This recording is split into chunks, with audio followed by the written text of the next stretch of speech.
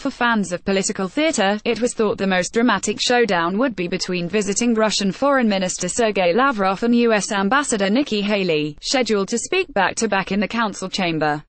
There were sharp exchanges between the two nations, but not between the two diplomats who have been among the loudest critics of each other's global policies. Russia for once had the entire Security Council on its side, with the issue of the nuclear deal with Iran.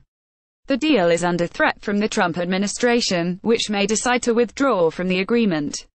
Lavrov said, "We cannot for the benefit of political agendas of certain countries abandon a genuine achievement of international diplomacy which was a crowning achievement."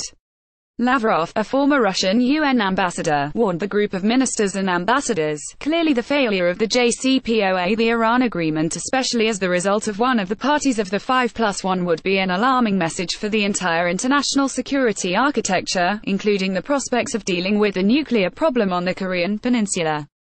The linkage between dropping out of the Iran nuclear framework and the impact on persuading North Korea to sign on to a nuclear deal has been made repeatedly by not just Russia, but also U.S. allies, the United Kingdom and France, and many other Security Council countries. Lavrov never named the United States directly, though the point was made. He was not in his chair when Haley then spoke, attacking Tehran for what she called violating UN resolutions through ballistic missiles and supplying military parts for forces in Yemen to launch missiles at Saudi Arabia. United States accuses Tehran of violating UN resolutions by supplying weapons to Houthi movement in Yemen. Iran has denied supplying the Houthis. Haley publicly named Russia for blocking the world from determining responsibility for chemical weapons use in Syria. Haley said, "One nation stands in the way of the Security Council fulfilling its duty. That nation is Russia. It was Russia that vetoed 3 council resolutions that would have renewed the joint investigative mechanism.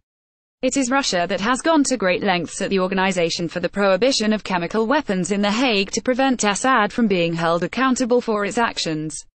If the Russian government is serious about non-proliferation of weapons of mass destruction, it will convince its client Assad that he must eliminate his chemical weapons and cooperate fully with the OPCW, Organization for Prohibition of Chemical Weapons, and the United Nations."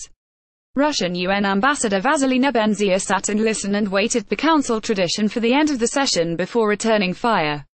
"Given that Russia was mentioned by name, I will take the liberty to mention them by name. The United States and the United Kingdom continue to manipulate the Security Council and the social sentiment of the international community.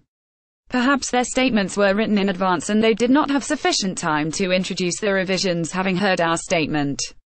But no, this is being done deliberately." Haley was not in the U.S. chair to hear her Russian counterpart. Instead, it was a U.S. political coordinator. The U.S. mission to the UN said it was a scheduling issue. It is common at the Security Council for ambassadors to be replaced by colleagues during hours-long sessions filled with speeches. As for attempts at confidence building, which was the theme of the meeting, the United States was unrelenting. Haley blasted Iran for not complying with the terms of the nuclear agreement. She asked, "How can we promote confidence that states won't engage in the proliferation of weapons of mass destruction? The place we must start, and the very minimum we can do, is to insist that states comply with their existing obligations." UN Secretary-General Antonio Guterres appealed for unity on the Iran deal, saying, "Global anxieties are the highest since the Cold War.